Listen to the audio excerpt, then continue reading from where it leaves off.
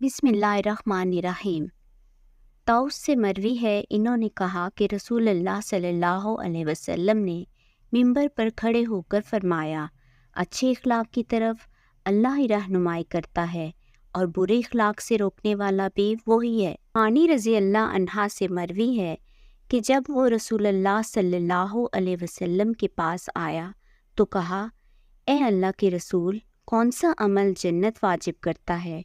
आपने फरमाया, अच्छा इखलाक और खाना खिलाना लाजिम कर लो। अब्दुल्ला बिन उमर रज़ी अल्लाह से मरवी है कि रसूल अल्लाह सल्लल्लाहु अलैहि वसल्लम ने फरमाया, तीन आदमी ऐसे हैं जिनकी तरफ क़यामत के दिन अल्लाह ताला देखेगा ही नहीं, अपने वालिदैन का नाफरमान, मुस्तकिल शराब पीने वाला, देखकर एहसान जताने वाला, और तीन आदमी ऐसे हैं जो जन्नत में दाखिल नहीं होंगे, अपने वालिदैन का नाफरमान, दयूस और वो औरत जो मर्दों से मुशाबहत करे। आयशा रज़ी अल्लाह से मरवी है कि नबी सल्लल्लाहु अलैहि वसल्लम ने इनसे कहा, जिसे नरमी दे दी गई, इसे दुनिया और आखिरत की भलाई दे दी गई। सिला रहमी, अच्छा इखलाक और अच्छा पड़ोसी बनना घरों को आबाद करता है और उम्रों में इजाफा करता है। सईद बिन यजीद अंसारी से मरवी है कि एक आदमी ने कहा, ए अल्लाह के रसूल सल्लल्लाहु अलैहि वसल्लम, मुझे नसीहत कीजिए। आपने फरमाया, मैं तुम्हें अल्लाह अज़्ज़ा वजल से इस तरह हया करने की नसीहत करता हूँ जिस तरह तुम अपनी कौम के नेक लोगों से हया करते हो। उमर रज़ी अल्लाह से मरवी है कि रसूल अल्लाह सल्लल्लाहु अलैहि वसल्लम ने फरमाया, रास्तों में बैठने से बचो, और एक रवायत में कि रास्तों में, अगर तुम लाजमी तौर पर ऐसा करने वाले हो तो रास्ते को इसका हक दो। पूछा गया, इसका हक क्या है?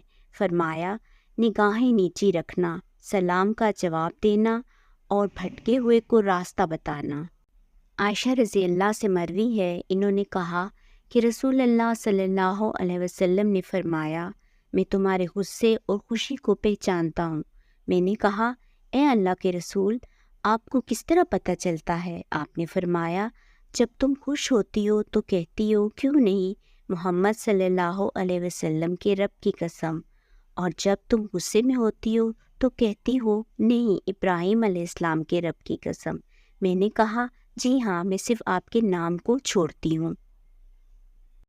अबू हुरैरा रज़ी अल्लाह से मरवी है कि रसूल अल्लाह सल्लल्लाहु अलैहि वसल्लम ने फरमाया, हया ईमान से है और ईमान जन्नत में दाखिले का सबब है, और बदगोई जुल्म व जफ़ा से है और जुल्म व जफ़ा आग में जाने का सबब है।